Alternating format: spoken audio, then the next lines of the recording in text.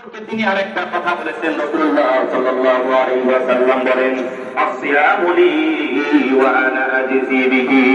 রোজাটা আমার জন্যই রাখা হয়, আমি আল্লাহ রাব্বুল আলামিন ওই বান্দার আমলনামায় রোজার পরিমাণটা আমি আল্লাহ তাআলা সহজেই দান করি। বলি সুবহানাল্লাহ, সহজেই দান করে।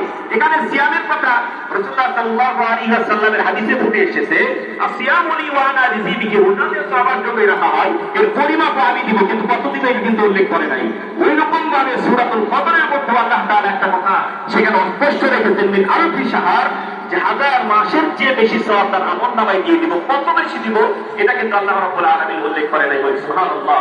আল্লাহ রাব্বুল আলামিন যার ইবাদত যেমন হবে, যার তাকওয়া যেরকম হবে, যার পরহেজগারিতা যেরকম হবে, যার ইবাদতটা যত দামি হবে, আল্লাহ রাব্বুল আলামিন তাকে সেই পরিমাণে সওয়াব তার আমলনামায় দিয়ে দিবে। বলি সুবহানাল্লাহ। এজন্য এখনো যারা এই রমজান মাসটা আমরা গাফলত অবস্থায় কাটিয়ে দিয়েছি,